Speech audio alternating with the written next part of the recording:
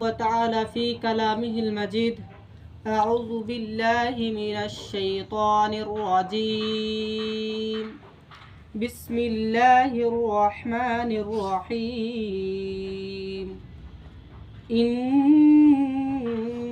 عدة الشهور عند الله 12 شهرا في كتاب الله 7 حرم ذلك دين القيم فلا تظلموا فيهن أنفسكم وقاتلوا المشركين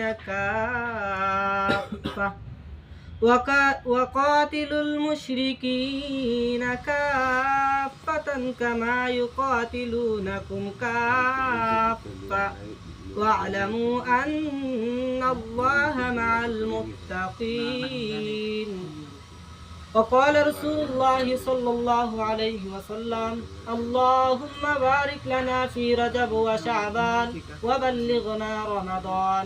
وأيضا قال رسول الله صلى الله عليه وسلم رجب شهر الله الحرام. আলহামদুলিল্লাহ, আল্লাহ তাআলার দরবারে কালিমাতুশ শুকরিয়া আদায় করি যে রব্বে কারীম আমাদেরকে সালাতুল আসর আদায় করার তৌফিক দান করেছেন, সেজন্য সবাই বলি আলহামদুলিল্লাহ। আমরা আজকে যেই আলোচনা শুনবো বা করব সেটা হচ্ছে রজব মাস সম্পর্কে। আল্লাহ তাআলা সূরাতুত তাওবার 36 নম্বর আয়াতে কারিমায় বলেন ইন্না ইদ্দাতাশ শুহুরি ইনদাল্লাহি 12 শাহরান ফি কিতাবিল্লাহ ইয়াওমা খালাকাস সামাওয়াতি মিনহা আরবাআতুন হুরুম। আল্লাহর কিতাবের মধ্যে 12টি মাস লিখিত আছে, তবে তার মধ্যে 4টি মাস হচ্ছে সর্বোত্তম এবং সর্বোত্তম মর্যাদাকারী। সেই 4টি মাসের একটি মাস হচ্ছে রজব মাস, আর বাকি 3টি মাস হলো জিলকদ, জিলহজ আর মুহররম। আর রজব মাসটা এখন চলতেছে, আজকে রজব মাসের হচ্ছে 4 তারিখ। তো রজব মাস, রজব শব্দের অর্থ হচ্ছে সম্মান করা। যে রজব মাস বলা হয় যেই মাসের মধ্যে যুদ্ধবিরতি থাকে, যেই মাসের মধ্যে বিবাদ হয় না, যেই মাসকে শ্রদ্ধা করা হয়, সেই মাসের নাম হচ্ছে রজব মাস। আইয়ামে জাহেলিয়ার যুগে যখন বর্বরতা ছিল, যখন মানুষকে বলি দেওয়া হতো, জ্যান্ত মানুষকে কেটে ফেলা হতো, জ্যান্ত কন্যা সন্তানকে মাটির মধ্যে দাফন করে দেওয়া হতো, মাটি চাপা দিয়ে রাখা হতো, সেই যুগেও তারা এই 4টি মাস যখন আসতো তখন এই 4টি মাসে জিলকদ, জিলহজ আর রজব আর মুহররম, এই 4টি মাসে ওরা মারামারি করতো না, কাটাকাটি করতো না, যুদ্ধবিরতি থাকতো।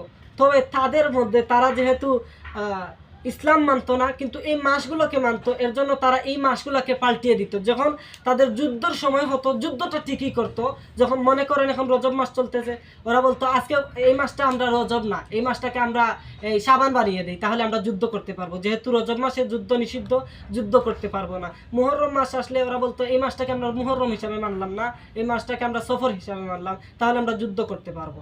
এরকম ওরা মাসকে তাড়িয়ে দিত। তো রাসূল আরবি সাল্লাল্লাহু আলাইহি ওয়াসাল্লাম যখন এই রজব মাস আসতো, তখন রাসূল আরবি সাল্লাল্লাহু আলাইহি ওয়াসাল্লাম দোয়া করতেন আল্লাহুম্মা বারিক লানা ফি রজব ওয়া শাবান ওয়া বাল্লিগনা রমাদান। হে আল্লাহ, আপনি আমাদেরকে রজব এবং শাবানের বরকত দিন এবং রমজান পর্যন্ত আমাদের হায়াতটাকে বাড়িয়ে দিন, যাতে আমরা রমজানের সিয়াম সাধনা করতে পারি। যে সিয়াম সাধনা আল্লাহ তাআলা বলেন যে আসিয়ামুলি, যে রোজা হচ্ছে আমার জন্য, যে মানুষ রোজা রাখবে আল্লাহর জন্য রাখবে। আর এই রজব মাসে আমরা বেশি বেশি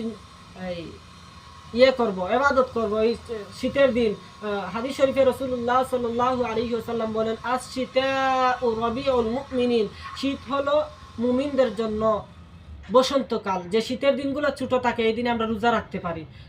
আবেদরা রোজা রাখতেন, এই দিনে আমরা রোজা রাখবো, তাহাজ্জুদ গুজারি হবো। আর রজব মাসের বিশেষ করে আমরা তওবা ইস্তেগফার করব। একটা হাদিসের